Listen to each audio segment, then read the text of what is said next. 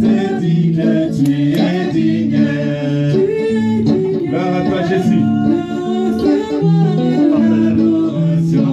Tu es digne de recevoir l'acclamation.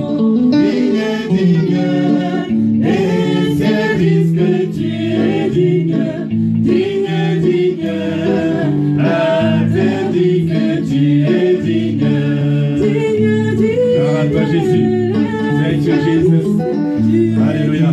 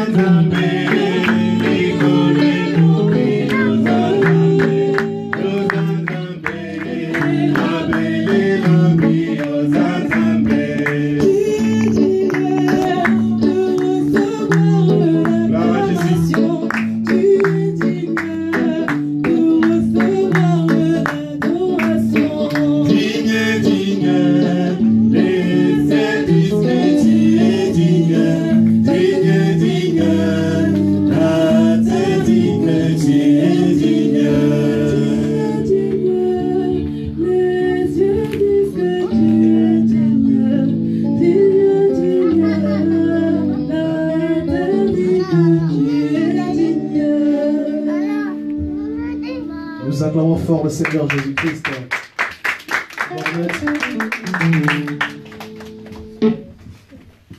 Acclamons-le parce qu'il est merveilleux. Amen. Et c'est lui qui nous a encore fait grâce de nous rassembler ce jour en ce lieu. Et nous sommes très heureux d'être devant la face de l'Éternel. Amen. Amen.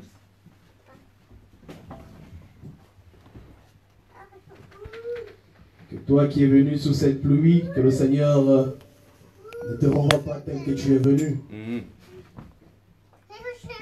Mais que tu retournes avec la solution à ton besoin et que l'Éternel compte tes manquements, frère. Amen. Bien-aimés, nous ne cesserons jamais de le dire. Parce que le bien-aimé Paul nous exhorte. Il dit que le temps est court. L'apôtre Paul nous demande de racheter le temps. Parce que le temps va à sa fin, frère. Les temps que nous vivons, mes frères et sœurs bien-aimés, laissez-moi vous exhorter ce matin. Avant de pouvoir continuer la suite de notre enseignement. Je suis heureuse de revoir la présence de notre sœur maman Vicky au milieu de nous. Amen. Que Dieu te comble richement, ma sœur. Amen. Que le Seigneur soit loué. De revoir nos bien-aimés. Nous sommes dans la joie, frère. Amen. Bien-aimés, nous ne pouvons que nous réjouir en Jésus-Christ. Parce que la Bible dit, réjouissez-vous dans le Seigneur. Si nous voulons nous réjouir, nous, enfants de Dieu, c'est dans le Seigneur, frère. Amen. Voilà pourquoi, quels que soient les bienfaits que le Seigneur peut nous faire, quels que soient les bienfaits que le Seigneur peut nous accorder, que ce soit les bons et les mauvais moments, il faut te réjouir dans le Seigneur, c'est très important, frère. J'aimerais exhorter le peuple de Dieu ce matin. Parce que je sais que certainement ce sont des choses que vous connaissez déjà. Mais comme je l'ai toujours dit, Que le Saint-Esprit, Dieu avait dit qu'il vous rappellera, c'est ce que vous connaissez déjà, frère. Amen. C'est-à-dire, même c'est ce que tu connais, le Saint-Esprit sera toujours là pour te rappeler, frère. Oui, oui. D'où il est important d'exhorter. Parce qu'en d'autres mots, exhorter, c'est sous une autre forme de rappeler. Mhm. C'est-à-dire d'éveiller la conscience du peuple de Dieu, frère. Mhm. Est-ce que je me comprends? Amen. Parce que le Seigneur a exhorté, il a dit que heureux ceux-là qu'il va trouver éveillés, qui ne sont pas endormis, frère. Mhm. D'où il est souvent important de rappeler et d'exhorter le peuple de Dieu dans les choses que vous connaissez, certaines que vous connaissez, et dans certainement vous vous êtes refroidis, frère. C'est pourquoi vous verrez que parmi les 7 églises d'Asie, le Seigneur n'a pas manqué de réveiller la conscience de chacun, Amen. de les ramener dans la bonne conscience, frère. Là où un était tombé, il disait relève-toi, là où tu es tombé, repends-toi, frère. Mhm. Aux autres, il disait si tu es devenu tiède, je te vomirai, frère. Nous croyons ainsi, frère. Bien-aimés, écoutez ce que dit le bien-aimé Paul. Nous sommes là pour la suite et la continuité de notre enseignement. Mais avant d'introduire notre exhortation, parce que j'aime exhorter. Dans l'enseignement, nous pouvons enseigner, mais il est aussi important d'exhorter le peuple de Dieu, frère. Mhm. C'est pour réveiller votre conscience. Parce que les temps sont mauvais, frère. Amen. Nous prenons notre texte de base. Veillez sur les enfants, s'il vous plaît, mes frères et sœurs. Mhm. Nous prenons notre texte de base. Isaïe. Ésaïe chapitre 55.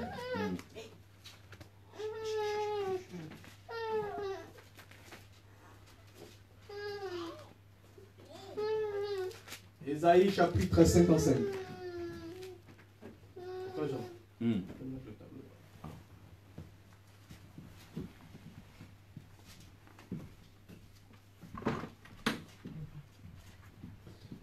Ésaïe chapitre 55, je prends à partir du verset 10 à 11. Ésaïe chapitre 55, verset 10 à 11. Il est écrit, je lis au nom du Seigneur Jésus-Christ. Amen. Comme la pluie et la neige descendent des cieux, il ne retourne pas sans avoir arrosé, fécondé la terre et fait germer les plantes, sans avoir donné de la semence au semeur et du pain à celui qui mange. Ainsi en est-il de ma parole qui sort de ma bouche. Elle ne retourne point à moi sans effet, sans avoir exécuté ma volonté et accomplir mes desseins. Que le Seigneur Jésus-Christ bénisse la lecture de sa parole. Amen. Que le Seigneur bénisse la lecture de sa parole, frère. Amen. Est-ce que les bien-aimés sont présents? Amen. Alors si tu es encore dans la joie d'être là ce matin, acclame fort le Seigneur Jésus-Christ. Gloire au Seigneur. Acclame-le parce qu'il est digne de recevoir tes acclamations.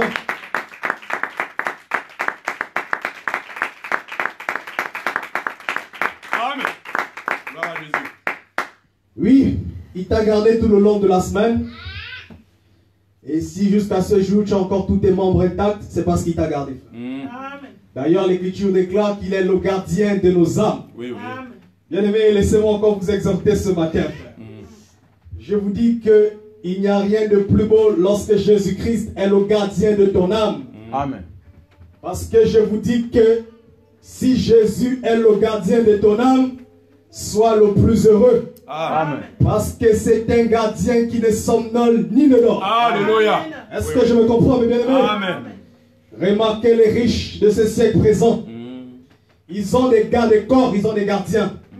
Mais ils font la routine. Mhm. Parce qu'ils doivent dormir, l'autre doit prendre, l'autre doit se reposer. Mhm. Est-ce que vous voyez ça, frère? Amen.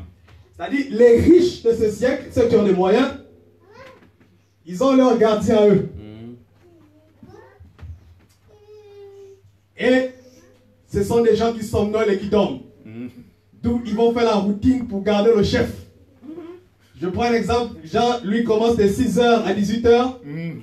Après c'est mon frère qui vient, il continue jusqu'à demain matin. Parce qu'il doit aller dormir, frère. Est-ce que vous voyez ça, frère? Amen. Mais le Seigneur Jésus-Christ, lui, ne somnole ni ne dort, frère. Amen. La différence, c'est que ceux qui gardent ces grands hommes sont des ignorants. Parce que lorsque les méchants complotent certainement dans le secret pour venir cambrioler dans la maison du patron, ils sont au courant de rien.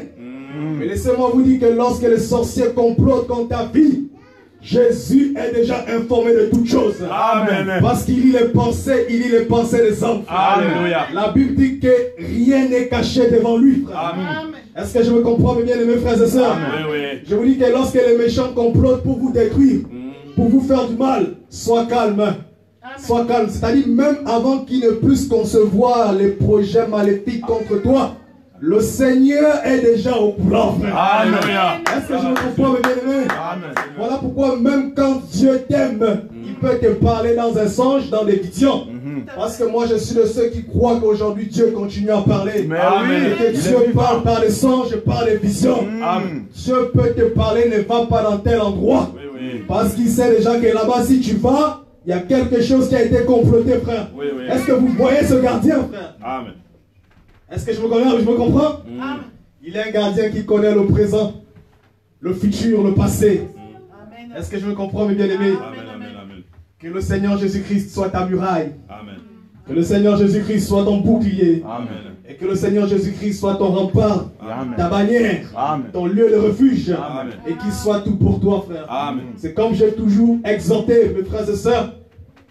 Mettez toujours le Seigneur Jésus-Christ en première position en toutes choses dans vos vies, frère. Et vos choses réussiront, frère. Amen. Est-ce que je me comprends, mes bien-aimés? Oui, oui. Celui qui est en Jésus sera toujours victorieux, frère. Mais écoutez ce que dit le bien-aimé Paul.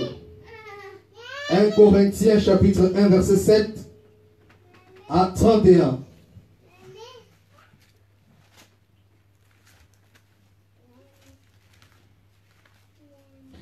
Corinthiens chapitre 7. 1 Corinthiens, Chapitre 7, je prends le verset 31. au verset 31. La Bible nous dit ceci. Eux, ceux qui usent. Prends le verset 29. 1 Corinthiens, chapitre 7. Nous commençons, Excuse-moi. Viens au verset 26. nous commençons à partir du verset 26. Hmm. Les Écritures nous disent ceci. Voici donc. Bien-aimés, je vais vous exhorter. Suivez attentivement la lecture. Voici donc ce que j'estime bon. À cause des temps difficiles qui s'approchent, il est bon à un homme d'être ainsi. Es-tu lié à une femme? Ne cherche pas à rompre ce lien. N'es-tu pas lié à une femme? Ne cherche pas une femme. Oui.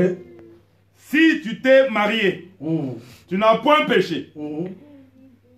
Et si la Vierge s'est mariée, elle n'a point péché. Mais ces personnes auront... Sauf verset 29. Verset 29. La Bible nous dit ceci. Voici. Cheikh dit, frère, c'est que le temps est court. Que désormais ceux qui ont des femmes soient comme n'en ayant pas. Amen. Ceux qui pleurent comme ne pleurant pas. Ceux qui se réjouissent comme ne se réjouissant pas. Ceux qui achètent comme ne possédant pas. Oui. Et ceux qui usent du monde comme n'usant pas. Car la figure de ce monde passe. Or, je voudrais que vous fussiez sans inquiétude. Oui. Celui qui n'est pas marié s'inquiète de ces choses du Seigneur, des moyens de plaire au Seigneur. Verset 35. Verset 35. Oui. J'ai dit cela Oui. dans votre intérêt. J'ai dit cela Oui. dans votre intérêt. Ce n'est pas pour vous prendre au piège. C'est pour vous porter à ce qui est bienséance Oui. et propre à vous attacher au Seigneur sans distraction. Merci mon frère. Merci bien-aimé. Est-ce que vous avez compris cette écriture? Amen. J'aime cette exhortation du bien-aimé Paul. Je voudrais vous exhorter, parce que nous ne cesserons de vous le dire, les temps sont difficiles et que le Seigneur Jésus-Christ reviendra, frère. Amen. Ce n'est pas de la blague, frère. Écoutez, c'est ce que dit le bien-aimé Paul.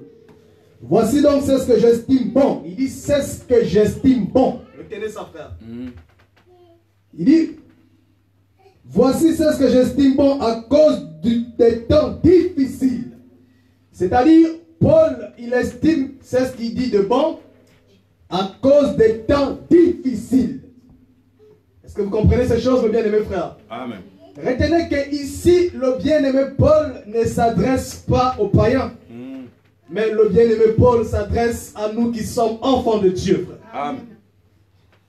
À cause des temps difficiles qui s'approchent. Ah, les temps difficiles s'approchent, mes bien-aimés frères. Les temps difficiles s'approchent, frère.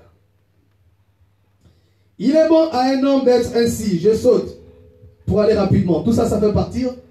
Mais je prendrai ce qui est plus important, pas important, l'essentiel. Et nous allons avancer. Je saute. Je prends le verset 29. Voici ce que je dis, frère, c'est que le temps est court. Paul continue, frère. Il dit d'abord, j'estime c'est ce que c'est que bon, c'est ce qu'il exhorte, il estime ça de bon. Ensuite, il parle des temps difficiles. Non seulement des temps difficiles, il dit à cause des temps difficiles qui approchent. Mais l'apôtre Paul saute, descend dans le verset 29. Cette fois-ci, maintenant, Paul dit à cause du temps qui est court. Est-ce que vous voyez ça, mes bien-aimés frères? Donc, à cause de temps difficiles, mais à cause aussi du temps qui est court. C'est pourquoi Paul nous demande de racheter le temps. Et nous ne pouvons racheter le temps que par la parole du Seigneur Jésus-Christ. Amen. Il dit que désormais ceux qui ont des femmes soient comme n'ayant pas. Est-ce que vous voyez ça, frère? C'est-à-dire, c'est lui qui est marié, qu'il vit comme s'il n'était pas aussi marié. Mais en cela, le bien-aimé Paul ne veut pas dire de ne pas t'occuper de ta femme ou de ne pas prendre soin de ta femme. Est-ce que je me comprends, mes bien-aimés frères? Amen. C'est très important, frère. Mais pourquoi le bien-aimé Paul le dit ainsi? Il dit que c'est désormais que ceux qui ont des femmes soient comme n'ayant pas. Ceux qui pleurent comme ne pleurent pas, comme ne pleurons pas. Ceux qui se réjouissent comme ne se réjouissons pas. Ceux qui achètent comme ne possédons pas. Je saute. Verset 35. J'ai dit cela dans votre intérêt. J'aime ça, frère. Le bien-aimé Paul dit, c'est ce qu'il exhorte ici. Il dit, il le dit dans votre intérêt. Donc, c'est pour votre bien. Voilà pourquoi il a dit, c'est ce que je vous dis, j'estime ça bon. Il dit, c'est pour votre intérêt. Pourquoi? Je dis cela dans votre intérêt. Ce n'est pas pour vous prendre au piège. C'est pour vous porter à ce qui est bienveillant et propre. À vous attacher au Seigneur sans distraction. Amen. Est-ce que vous voyez ça, frère? Paul dit, je dis ça pour votre intérêt. C'est-à-dire, le souci de Paul ici, c'est pour vous amener attaché au Seigneur sans distraction. Parce qu'il dit que c'est lui qui achète comme ne possédant pas. C'est ça ce qui est écrit. Je l'ai dit, acheter, c'est si tu as quelque chose que tu as acheté, auquel tu attaches beaucoup de l'importance. Cela est très dangereux, frère. Est-ce que je me comprends? Amen. D'où le bien-aimé Paul ne veut pas que toi tu t'attaches aux choses passagères de ce monde plus qu'au Seigneur Jésus-Christ. Parce que tu dois t'attacher plus à Jésus qu'aux choses de ce monde. C'est pourquoi il dit que c'est lui qui possède comme ne possède pas. Le bien-aimé Paul dit c'est pour nous épargner de la distraction. Est-ce que je me comprends, mes bien-aimés frères et sœurs, frères? Amen. Je vais te dire ce matin, lorsque quelque chose devient pour toi une distraction, cela est très dangereux. Amen. Est-ce que je me comprends, bien-aimé? Amen. Lorsque tu constates que quelque chose veut t'éloigner du Seigneur, fais très attention. Vous voyez ça, frère? D'où même il exhorte, frère. Pourquoi Paul met le mariage, frère? Parce que je vous dis qu'il y a beaucoup qui vont rater le ciel à cause du mariage, frère. Est-ce que je me comprends, mes bien-aimés frères? Amen. Il dit que celui qui est marié, comme s'il vit comme s'il n'était pas marié. Donc en cela, mes soeurs, il n'est pas en train de dire, il faut dire, je ne le dis pas. Il a dit, pourquoi? Il dit, je le dis. Parce que le Seigneur est un Dieu jaloux, frère. Amen. La Bible dit, tu aimeras l'Éternel Dieu de tout ton cœur, de toute ton âme et de toute ta force. Amen. Est-ce que je me comprends, mes bien-aimés frères? Amen. Voilà une exhortation que je voulais vous apporter ce matin, afin de veiller la conscience de chacun de nous, frères. Pour que nous comprenions que les temps où nous sommes, Paul a dit, il y a des temps difficiles, et à cause du temps qui est court. Et il dit que s'il nous exhorte ainsi, c'est pour que nous ne soyons pas dans la distraction, mais que nous nous attachions réellement aux choses que nous vivons. Voilà, c'est ce que nous voulons exhorter. Bien aimés, nous voulons entrer dans notre enseignement parce que nous allons un peu aller plus loin. Mais à cause du temps, nous allons terminer un peu plus tôt parce que nous devons encore prier. Nous avons besoin de la prière, frère. C'est très important, frère. Une vie seulement avec la parole sans prière, c'est très dangereux, frère. Nous sommes dans le livre d'Ésaïe. Nous voulons faire un petit résumé afin de prendre tous nos bien-aimés qui n'étaient pas là le dimanche passé lorsque nous avons introduit. Parce que nous croyons qu'une âme aux yeux de l'Éternel, c'est quelque chose d'un grand prix et d'une grande valeur. Amen. Bien-aimé, si l'homme ne connaît pas ta valeur, laisse. Dieu connaît ta valeur, frère. Amen. Est-ce que je me comprends, frère? Oui, oui. Si le Seigneur acceptait de quitter son trône pour un corps pour venir mourir pour toi, Oui, oui. la Bible dit que ce n'est pas pour les anges qu'il est mort, mais c'est pour toi, frère. Amen. Donc estime que tu es un grand prix aux yeux de l'Éternel, frère. Voilà pourquoi nous voulons faire un petit résumé et ensuite nous allons avancer, frère. Nous parlons dans le livre du prophète Ésaïe, parce que c'est le Seigneur lui-même qui a parlé. Il a dit que comme la pluie... Ah, il n'y en a plus. C'est le dernier, frère. Il a dit ceci, Ésaïe chapitre 55, versets 10 à 11.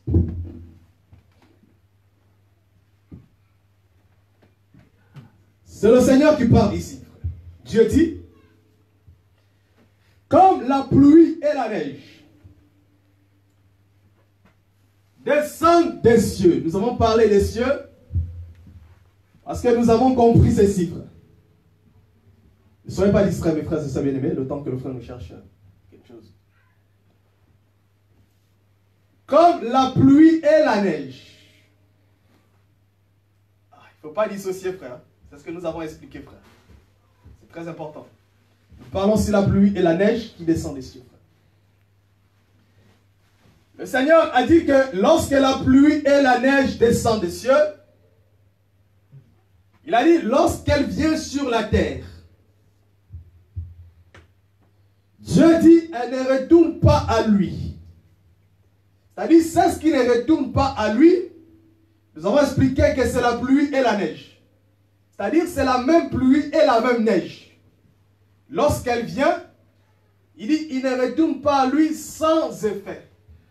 Dans la version parole de vie, parce qu'il y a beaucoup de versions, ceux qui lisent la version parole de vue, la version parole de vie dit, elle ne retourne pas à lui sans avoir accompli le résultat pour lequel Dieu l'a envoyé. C'est ce que la version parole de vie dit. Dans la version parole de vie, il est question de résultat.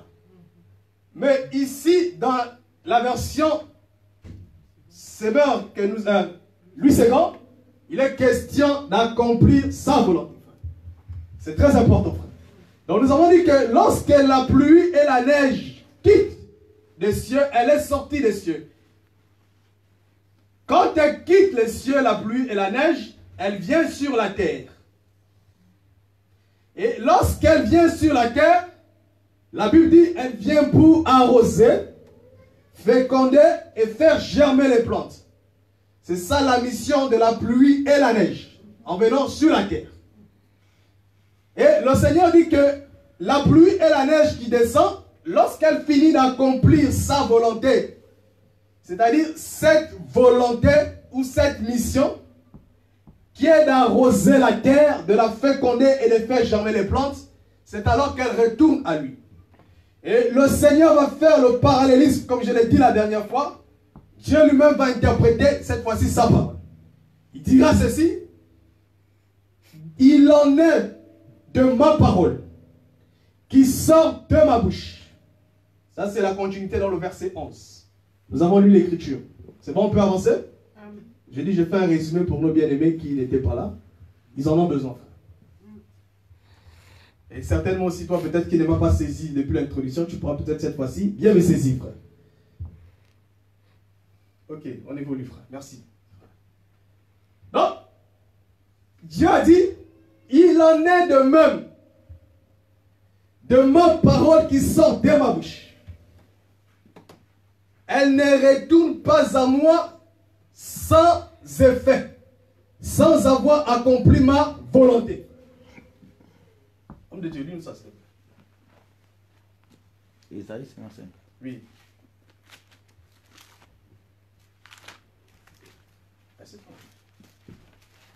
Même assis. Verset 10. Comme la pluie et la neige descendent des cieux, il ne retourne pas sans avoir arrosé, fécondé la terre, et fait germer les plantes, sans avoir donné de la sémence au semeur, du pain à celui qui en mange. Ainsi est-il de ma parole qui sort de ma bouche. Elle ne retourne point à moi sans effet, sans avoir exécuté ma volonté et accomplir mes desseins. Amen. Merci, frère. J'ai demandé au frère, je pense que la lecture, elle est bonne. C'est bon, frère. Il dit, il en est de même. C'est ça ce qui m'intéressait plus bas pour avoir une bonne précision. Il en est de même de ma parole qui sort de ma bouche. Parce que nous avons expliqué en disant ceci, frère, que les cieux, c'est ça la bouche de Dieu. Parce que Dieu va associer, il va dire, il va interpréter lui-même en disant, il en est de même de ma parole qui sort de ma bouche. Donc nous avons compris que la pluie et la neige qui quittent les cieux, c'est-à-dire qui sort des cieux pour venir arroser, féconder la terre et faire germer les plantes, c'est-à-dire cette pluie et la neige, c'est ce qui fait la parole de Dieu. En d'autres mots, c'est la parole de Dieu. Donc dans la parole de Dieu, c'est-à-dire la parole que Dieu envoie pour arroser la terre, pour la féconder et la faire germer, c'est une parole qui renferme en elle la pluie et la neige. Est-ce que vous voyez ça, mes bien-aimés frères? Amen. Donc nous avons compris que les cieux, c'est ça la bouche de Dieu.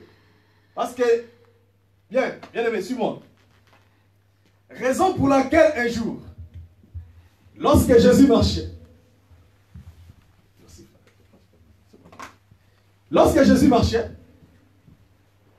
Jésus dit ceci aux Juifs. Il dit, cherchez premièrement le royaume des cieux et sa justice.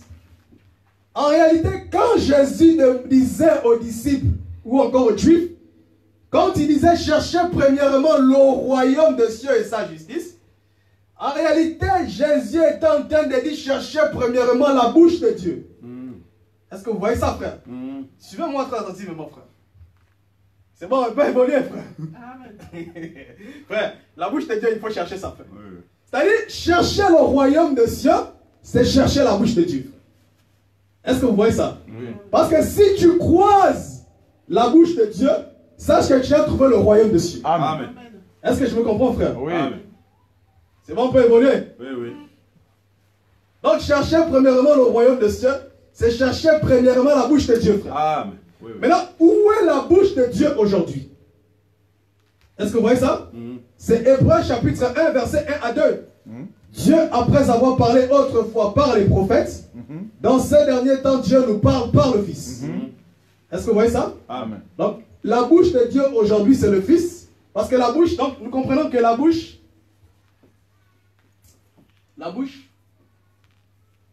égale royaume des cieux. Hein? Oui. Bouche égale royaume des cieux, frère. Est-ce que c'est bon, on peut évoluer, mes bien-aimés frères? Amen. Bouche égale à Voilà. Fils. Voilà pourquoi même quand Jésus disait, frère, le royaume des cieux est au milieu de vous. Jésus voulait aussi dire, la bouche de Dieu est au milieu de vous, frère. Amen. Est-ce que je me comprends, frère? Si tu refuses de croire à Jésus, c'est que tu refuses de croire à Dieu, frère. Amen. Le peuple est présent, frère. Amen. Donc nous évoluons, frère. Non, parce que Dieu lui-même, il a interprété, il a dit, le royaume de Dieu, c'est sa bouche. Donc, la pluie et la neige dont nous avons expliqué, le Seigneur a interprété ça comme étant sa parole. C'est-à-dire, lorsque la pluie et la neige viennent sur la terre, nous avons compris que la pluie et la neige forment la parole de Dieu. Vous voyez ça, frère? Elles forment la parole de Dieu, frère. C'est ça ce que nous avons expliqué, que dans le plan de la révélation, cette pluie et la neige qui forment la parole de Dieu n'est rien d'autre que le Seigneur Jésus-Christ. Parce que la parole, la pluie et la neige qui est sortie de la bouche de Dieu, comme étant les cieux, c'est le Seigneur Jésus-Christ.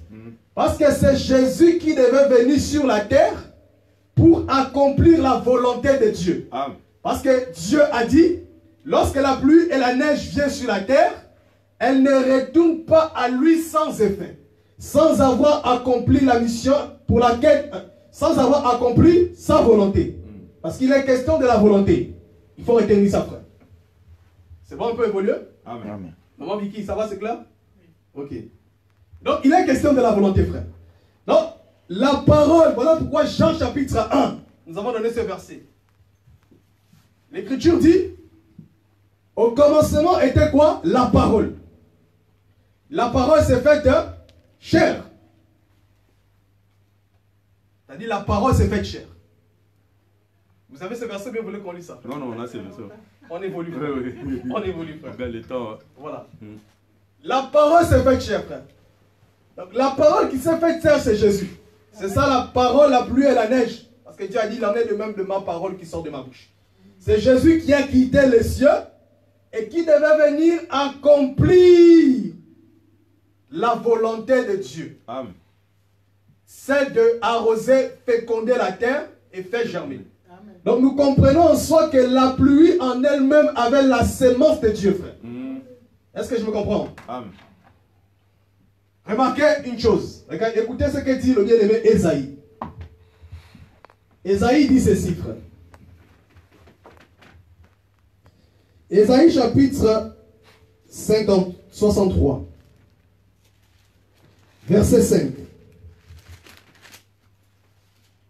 63, verset 5. Oui. J'ai regardé et personne pour m'aider. J'étais étonné et personne pour me soulager. Alors mon bras m'a été en aide. Et ma fureur m'a servi d'appui. Voilà. Amen. Prends encore Ésaïe 59, 16. Ésaïe 59, 16.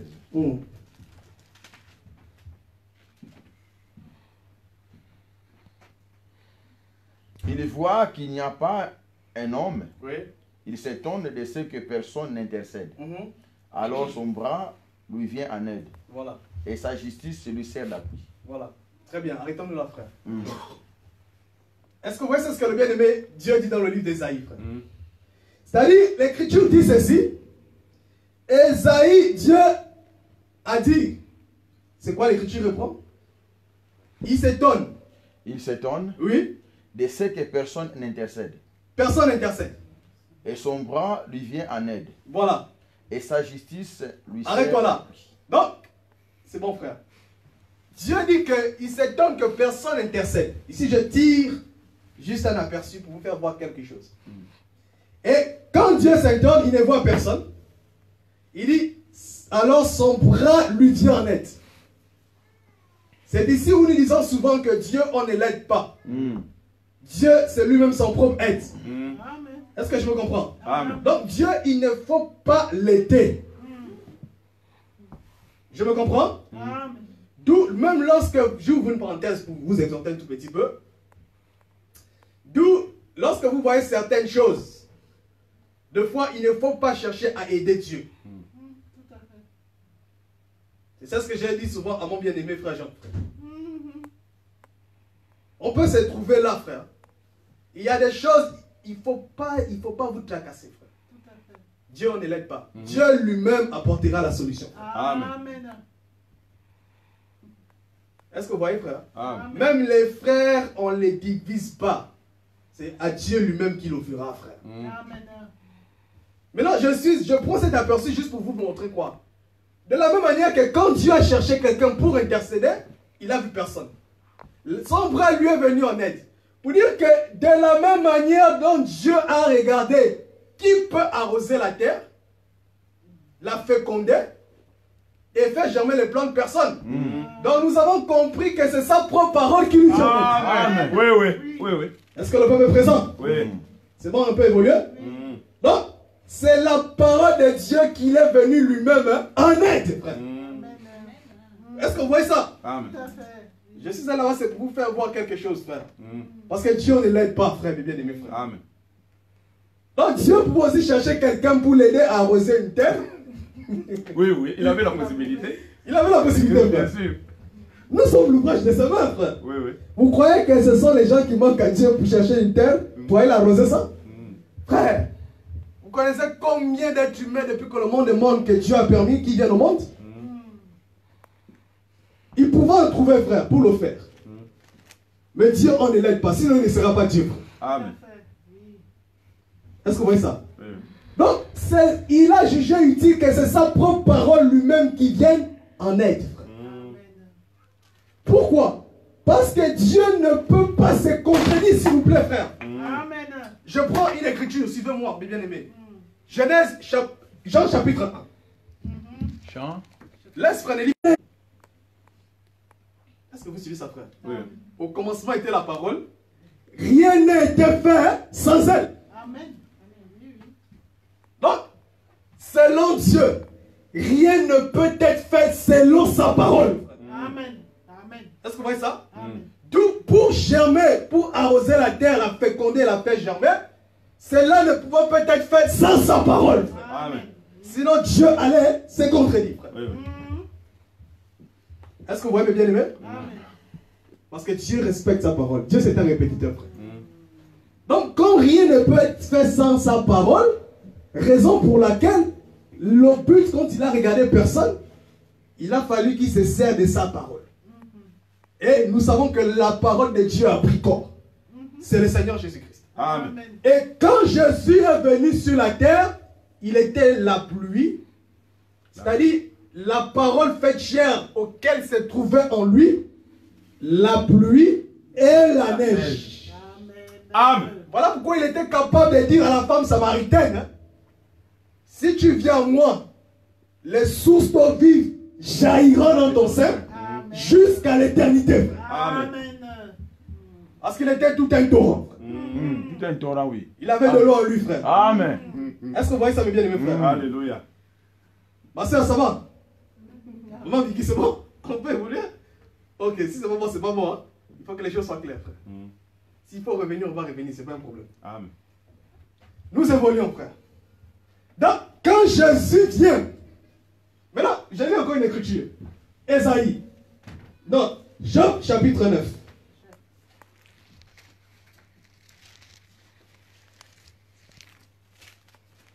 Job chapitre 9. Job. Notre bien-aimé Job. Je l'aime beaucoup. Job 9. Oui.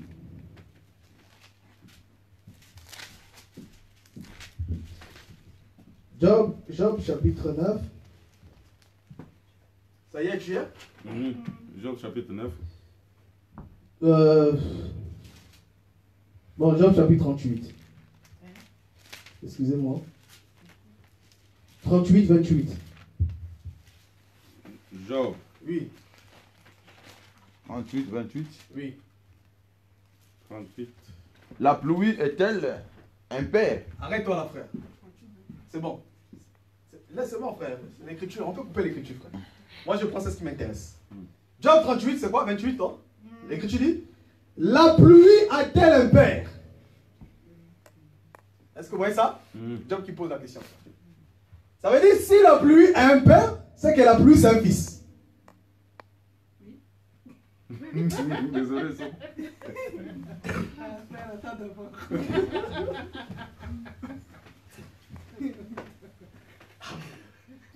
Frère, j'en lis l'écriture, peut-être que nous, on l'a mal lu. La soeur ne croit pas. Job 38. 28. 28. Oui. Alors, l'écriture nous dit ceci. Oh. La pluie a-t-elle un père qui fait naître les gouttes de la rosée? du Saint. Voilà, c'est bon. Maintenant, ajoutons Proverbe. Proverbe chapitre 28. Proverbe 28.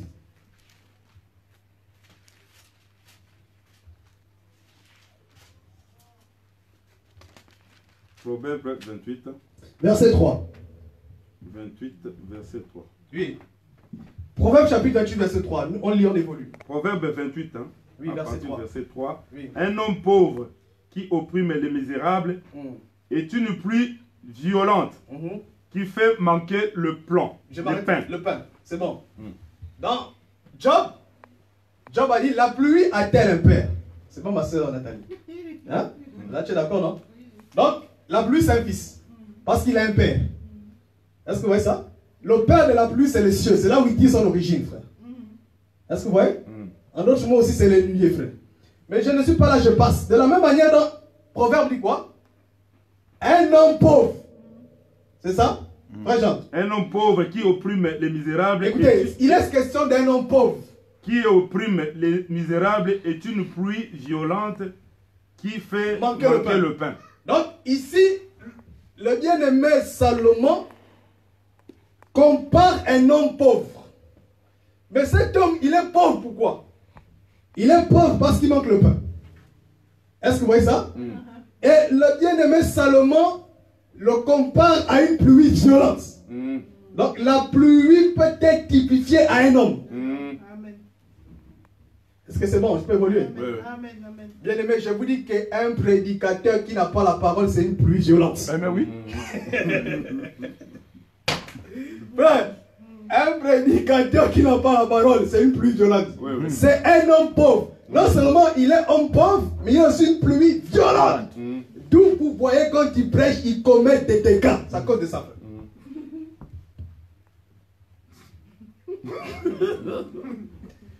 Voilà pourquoi je vous ai exhorté la dernière fois de ne pas donner votre oreille à n'importe qui. Amen. Si tu donnes ton oreille à un homme pauvre, c'est une pluie violente, frère.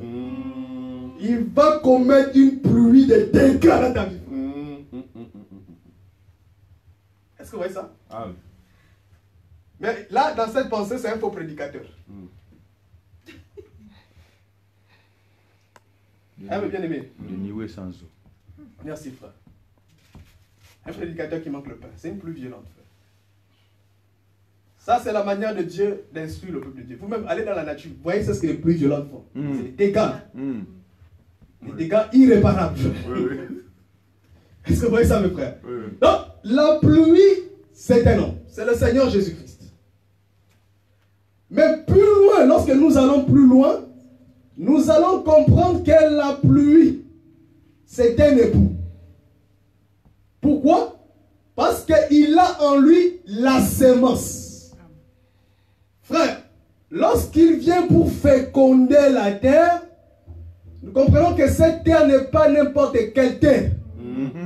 Parce que lorsque Jésus disait « Tu ne commettras point d'adultère », Dieu s'adressait à Jésus. Frère, quand le temps nous viendra, ne soyez pas pressés. Un jour, nous allons expliquer toute la loi en Jésus. Tu ne tueras point, tu ne voleras point. Nous allons vous dire comment cela, Dieu s'adressait qu'à Jésus. C'est pourquoi il a accompli toute la loi en lui. Amen. Raison pour laquelle il a dit, je ne suis pas venu pour abolir la loi, mais pour accomplir la loi. Amen. Donc, quand Dieu disait, tu ne commettras point d'adultère, Dieu s'adressait à Jésus. Amen. Voilà pourquoi quand Jésus, pour accomplir cette écriture, lorsqu'il est venu en Israël, il a trouvé que Israël était marié. Ils avaient déjà une autre sémence que le mari comme Moïse les a donnés. Oui. Est-ce que je me comprends? Oui. C'est pourquoi il est nécessaire de dire Moïse nous a dit. Donc ils présentaient leur mari. Est-ce que je me comprends? Comme Jésus a compris que mon père a dit tu ne commettras pas d'adultère. Parce que la Bible dit que aussi longtemps que le mari est vivant, la femme est liée. C'est-à-dire, aujourd'hui en Israël, Moïse vit toujours. Parce qu'ils sont toujours avec eux, Moïse. Moïse n'est pas encore mort. Amen. Donc Jésus a compris que tu ne commettras pas d'adultère. Il s'est tourné vers nous, les gens des nations. Amen. Est-ce que je me comprends? Amen. Pouvez-nous nous donner la sémence qui est l'évangile de la grâce? Acclamez le Seigneur. Amen. Gloire à Jésus. Amen. Gloire à Jésus. Quel éternel Dieu vous compte? Amen, amen, amen, amen. Toi, tu crois que. Mais dans la doctrine aussi, un enfant de Dieu ne commet pas l'adultère. Tout à fait. Mais oui. Parce que nous ne le mettons pas souvent dans la révélation comme ça. Mais oui. Il faut ramener ça dans la vie, frère. Oui. Et nous te disons dans la doctrine, un enfant de Dieu ne commet pas l'adultère. Jamais. Non, il ne faut pas maintenant prendre cette écriture parce que les aventuriers ils vont prendre ça. Oh non, c'était Jésus. Donc tout c'était Jésus. Non, là, voici les impudiques qui écoutent ça, ils vont prendre ça, c'était Jésus. Non, nous mettons déjà les bornes. Amen. Dans la doctrine, un enfant de Dieu ne vit pas l'adultère. Amen. Donc ça c'était dans le plan de la révélation. Amen. Bien aimé, si je m'entends tranquillement, je vous dis, on va faire un voyage. On va bientôt terminer, mais encore des bonnes choses. Plus tôt, prochainement, nous allons continuer. Amen. Donc, voilà pourquoi nous disons que la pluie, c'est un mari. Il a en lui la sémence. Parce que selon Esaïe, la terre est appelée époux. Oui. Hein, n'est-ce pas ça, homme de Oui. Dieu? Oui. Je crois que c'est Esaïe. Ésaïe 61. Merci, lis ça si tu as la écriture. Frère. Ésaïe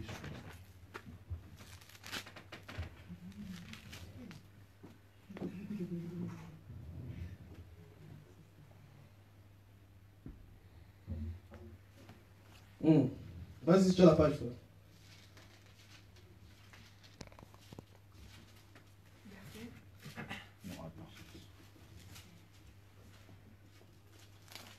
Pendant ce temps, notre frère qui nous cherche l'écriture, frère Jean, lis-nous Esaïe chapitre 1, verset 2.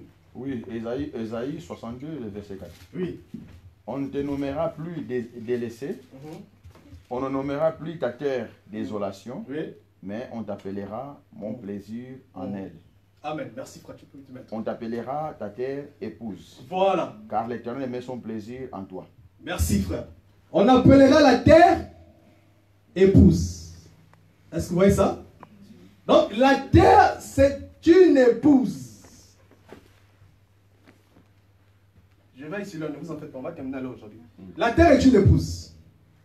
Mais dans Ésaïe chapitre 51, Ésaïe chapitre 1 verset 2, Jean ça dit quoi?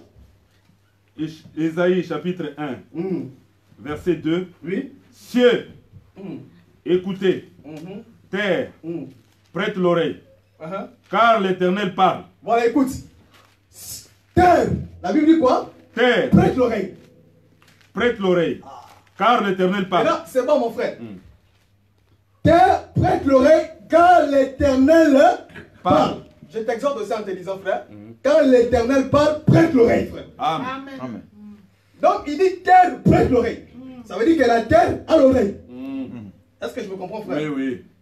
C'est pourquoi la femme aussi, comme étant nous l'église, nous sommes appelés à être soumis. Amen. Parce qu'une femme soumise, c'est une femme qui a l'oreille. Amen. Amen. Est-ce que je me comprends? C'est-à-dire c'est une femme qui écoute. Amen. Amen. Amen. Amen. Quand elle dit elle écoute, c'est-à-dire elle met en pratique c'est ce que son mari lui demande de faire. Amen.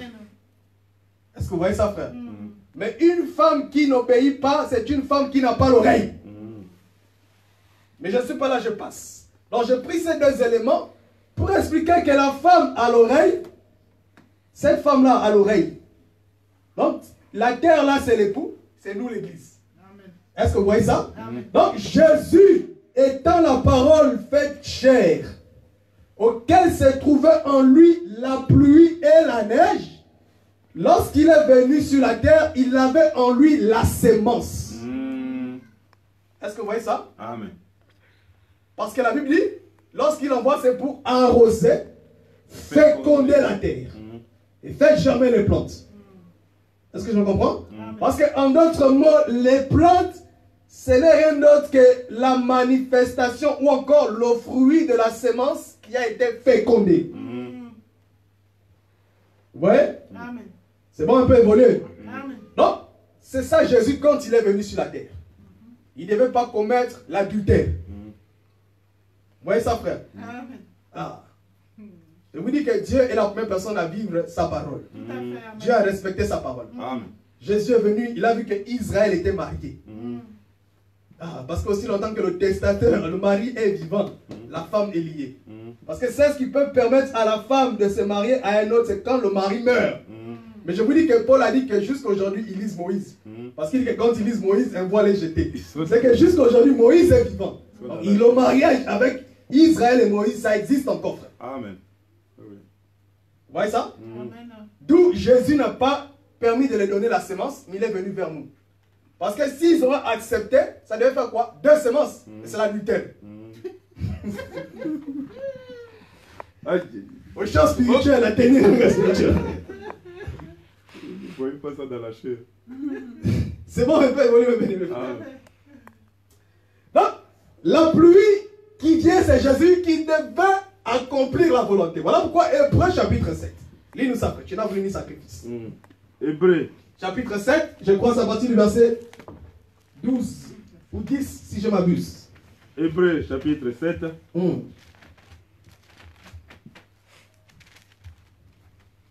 À partir du verset. Tu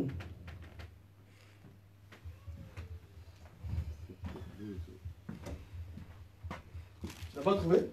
Bon, je cherche rapidement. Hébreux chapitre 7. C'est écrit quoi? C'est quelle écriture, par exemple? Hébreux chapitre 6. Non, Hébreux chapitre 7. Unitaire. Attends, je cherche ça Qui est rapidement. rapidement. La pluie qui tombe souvent sur elle, n'est-ce pas? Non. Oui. Ça.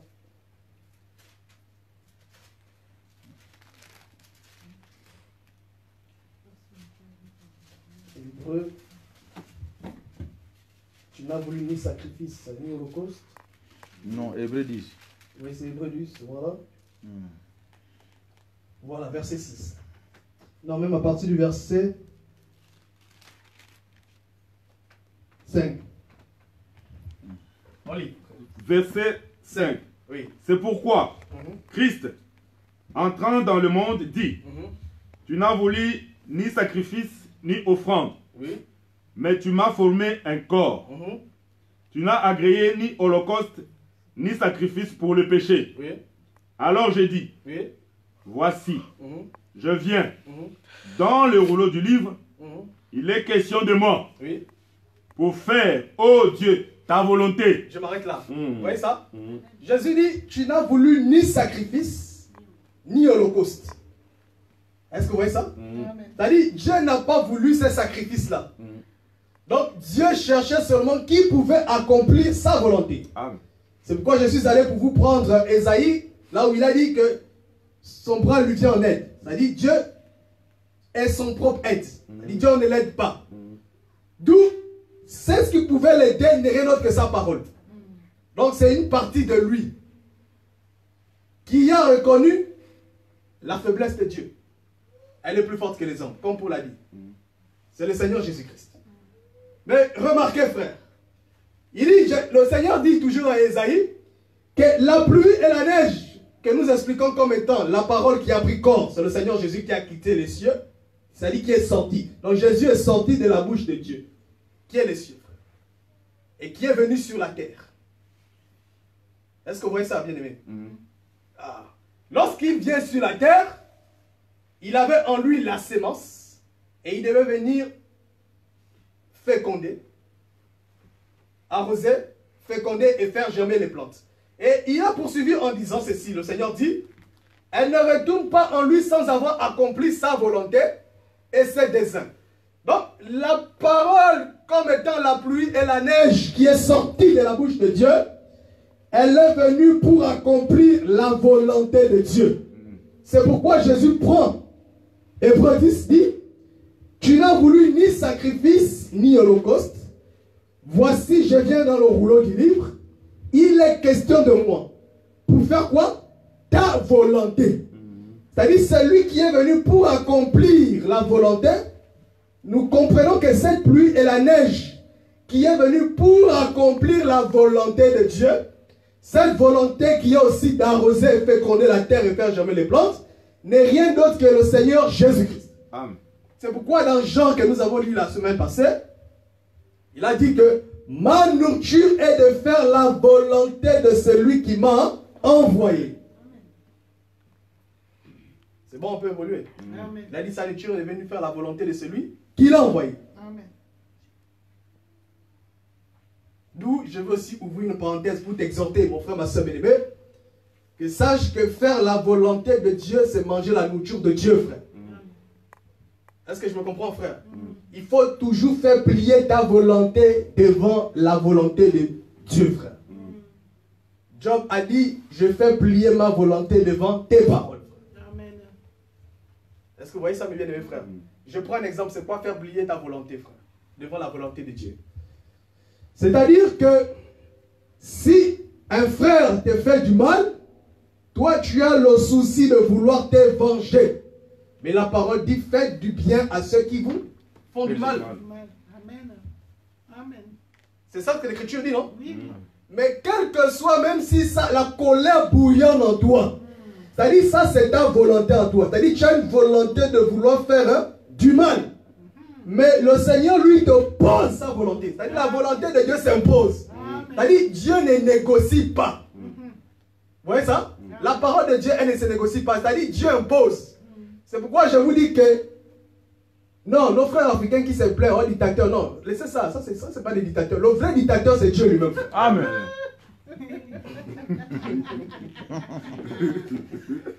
Frère, Dieu c'est le plus grand dictateur.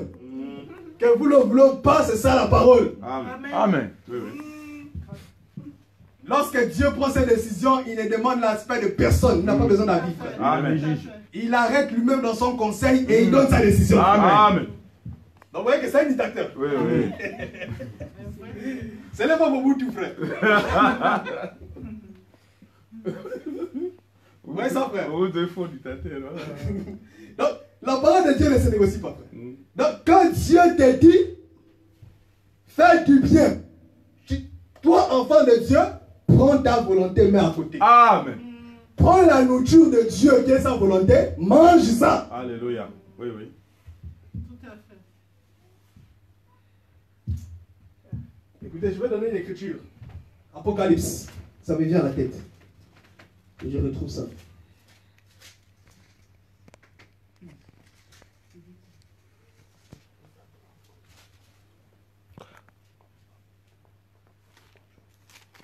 Ok.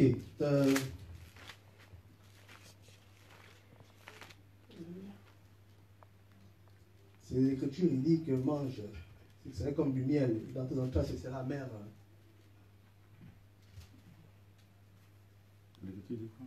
Quoi? Non, tu manges, c'est comme du miel dans ta bouche.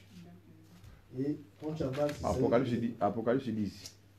Verset, merci, frère. verset 7. Ok, lis-nous ça, frère.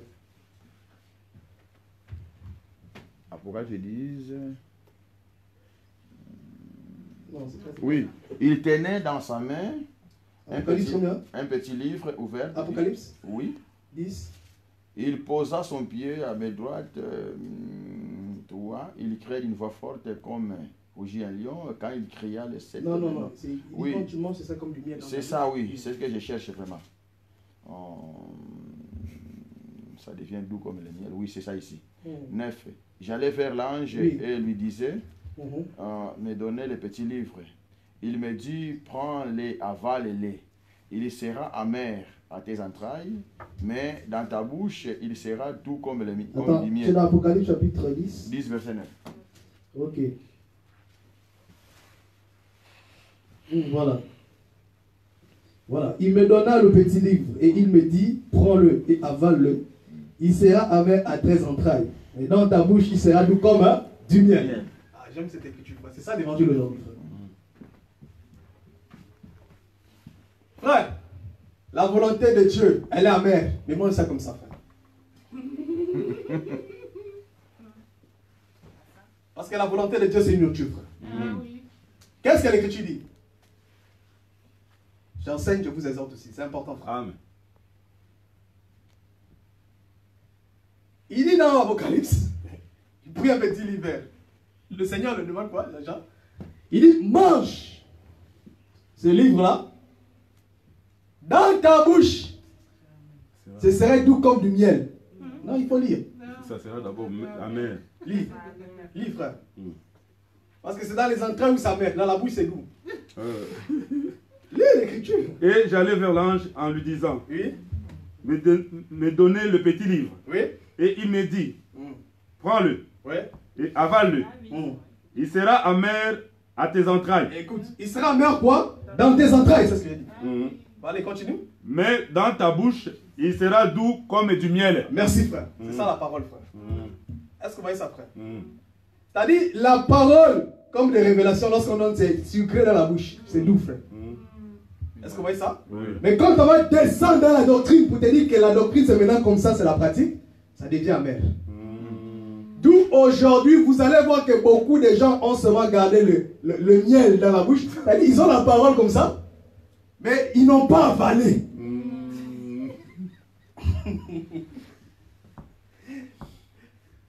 Est-ce que vous voyez ça, frère? C'est pourquoi même moi, prédicateur, quelqu'un qui venait vous prêcher ici, là, comme moi je me tiens devant vous. Non, je me tiens là, c'est pas parce que je suis supérieur à vous, non. Bien au contraire, frère. Mon humilité vous fait voir, me fait voir comme si vous, là, vous étiez au-dessus de moi, frère. Amen. Mais sachez une chose, lorsque la personne vient vous prêcher, vérifiez. Est-ce que c'est ce qu'il a prêché là? Il a avalé lui-même le prédicateur? Ou bien lui-même il garde seulement c'est ce qui est bon à la bouche, frère? Ça veut dire quoi? Ça veut dire un prédicateur qui ne vit pas la doctrine ou la parole qui est enseignée, qui ne vit pas l'évangile, frère, mais qui ne te donne que des révélations. Comprends que c'est un prédicateur lui-même, jusqu'alors, il a gardé la parole d'abord dans sa bouche, c'est ce qui est bon, c'est là, mais il n'arrive pas à avaler, frère. Est-ce que je me comprends, frère? Parce que quelqu'un qui pratique, c'est quelqu'un qui a avalé la parole. C'est pour vous exhorter, bien aimé. Je prends ça, c'est juste pour vous montrer l'aspect que la parole en soi elle-même, elle est dure, qu'on le veut ou pas, frère. Amen. Donc, même si je prenais la nature la plus douce du monde pour amener quelqu'un, c'est que la finalité, la parole, elle est toujours dure. Cette parole est dure. Qui peut l'écouter, frère? C'est que pour écouter la parole dure, il faut l'oreille, frère. Amen. Si Dieu ne te fait pas grâce, c'est pourquoi beaucoup ont du mal à accepter cet évangile, frère. Parce que le combat, c'est où? Le combat, c'est quand on demande d'avaler. C'est dans avaler là qu'il y a problème, frère. Est-ce que vous voyez ça? C'est-à-dire que tout le monde aujourd'hui peut dire amen au miel. Oh, amen, c'est bon. Maintenant, avaler, c'est là où tu verras les troubles que nous voyons aujourd'hui. Chacun va de son côté faire ceci, cela. Où chacun crée soi-disant son évangile à côté, frère. Pourquoi? C'est dans le fait d'avaler, frère. Mais sache que c'est ce qui est ta mère là, c'est ce qui serait utile pour ta guérison, La frère. vie. Amen. Les feuilles amères. Merci, frère. Parce que l'agneau se mange avec les herbes. Amen. Amen. Est-ce que je me comprends? Oui. Amen. Dans l'agneau, il ne faut rien enlever, frère. La Bible dit, l'agneau devait se manger dans son entièreté. Ça veut dire, et même avec ses excréments, vous mangez tout. C'était ça. Enlevez rien. Et le sang, et les excréments, et la peau, et les poils, tout. Est-ce que je me comprends? Ça, c'est manger l'agneau dans son entièreté. Même le culte aussi, c'est tout un agneau, frère. C'est pourquoi lorsque nous venons au culte, il faut manger le culte dans son entièreté, l'agneau dans son entièreté. Ça veut dire qu'il faut participer à tous les services. Que ce soit la louange, l'adoration, la prière, les louanges, soit dans tout. Les offrandes. Les offrandes dans tout. C'est-à-dire là, tu as mangé l'agneau dans son entièreté. Pour dire que tu as réellement participé au culte. Ça, c'est dans l'aspect doctrinal. Quoique on peut interpréter cet agneau comme Jésus, nous disons Amen, ce n'est pas faux.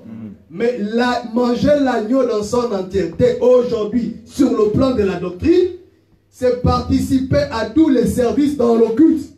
C'est-à-dire, s'il faut adorer, tout le monde se lève, adore. S'il faut prier, tout le monde prie. S'il faut intercéder, tout le monde intercède. Amen.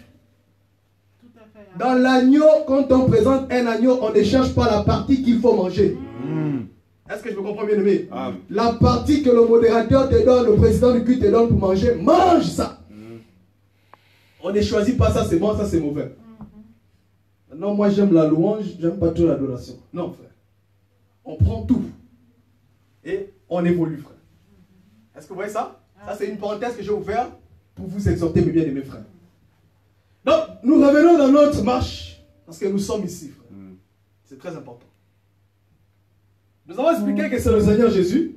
Je ne vais pas revenir, parce que j'ai déjà trop rappelé ça. Donc, Jésus, quand il vient, il devait nous féconder. La terre que nous sommes, frère. Parce que la pluie, quand elle vient, elle arrose. Par là, nous avons compris que la pluie elle-même, c'était Marie. En d'autres mots, c'est l'époux. Qui est la personne du Seigneur Jésus-Christ. Et cette terre dont il est question, c'est vous et moi.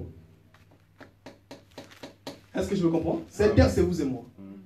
D'où nous avons compris que arroser, on avait expliqué ça la dernière fois sous forme de l'exhortation, c'est prêcher aujourd'hui. Comme c'est ce que je fais, c'est arroser. Raison pour laquelle Esaïe, Dieu dit terre, prête l'oreille. Est-ce que vous voyez ça? C'est que quand Dieu demande à la terre de prêter l'oreille, c'est-à-dire Dieu demande à la terre de prêter l'oreille, c'est pourquoi? C'est pour arroser. Est-ce que vous voyez ça? Et de féconder. Voilà pourquoi il a dit à la terre de prêter l'oreille. Est-ce que vous me comprenez, mes bien-aimés frères? D'où j'ai été exhorté la dernière fois pour te dire, ton oreille, le temps où nous sommes, ne donne pas ça à n'importe qui, frère. Parce que ce n'est pas le fait de donner aussi l'oreille que la séduction rentre. Tout à fait.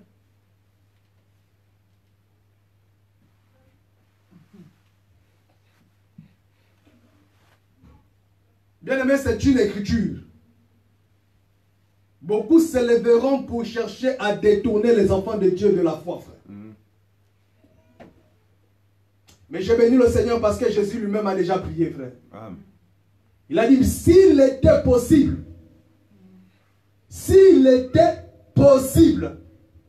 même les élus seront séduits.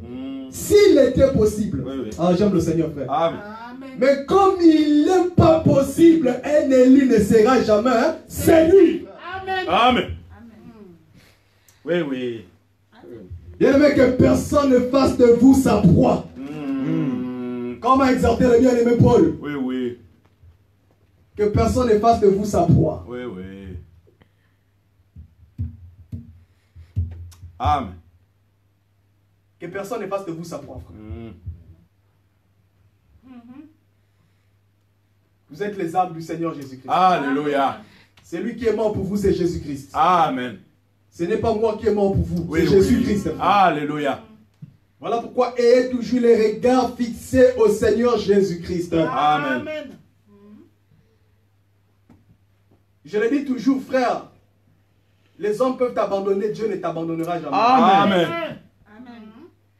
S'il n'y a personne pour te consoler, Dieu te consolera. Alléluia. Ah, ça. Oui, oui. Est-ce que vous voyez ça, frère? L'homme reste l'homme, quel que soit ce qu'il est. Nous pouvons vivre ce que nous vivons aujourd'hui. Ne sois pas scandalisé. C'est l'écriture. Amen. La Bible dit l'écriture ne peut être anéantie. D'où même, tout ça ce que nous pouvons faire, frère, même si nous voulons nous lever pour éteindre les faux enseignements, nous n'allons jamais éteindre les faux enseignements. Les faux enseignements seront là. Un jour, nous en parlerons. Parce que Jésus a dit lui-même, il n'est pas venu pour éteindre les lumignons qui fument. On en parlera un jour. C'est écrit dans Matthieu. Parce que les lumignons qui fument, c'est les faux enseignements aujourd'hui qui fument, frère. Le Seigneur n'est pas venu éteindre ça. Vous voyez ça, mes bien-aimés? Donc, faites attention parce que l'ennemi, c'est un grand rusé. La Bible dit que le serpent était le plus rusé de tous les champs, frère. Il n'y a pas plus rusé que l'ennemi, frère. Est-ce que je vous comprends? Mais l'ennemi ne prendra jamais corps pour vous détruire, pour vous égarer, ou pour vous détourner de la parole de la vérité, frère. L'ennemi se servira toujours de ses agents. Est-ce que je me comprends, mes bien-aimés frères? Amen. Donc voilà ce que nous avons voulu faire d'abord.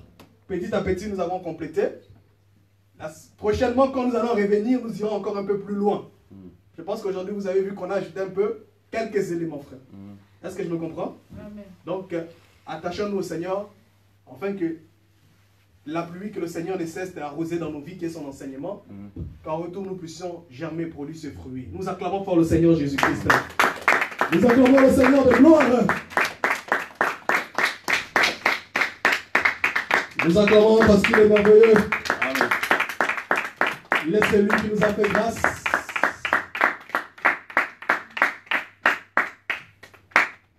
Alléluia. Amen.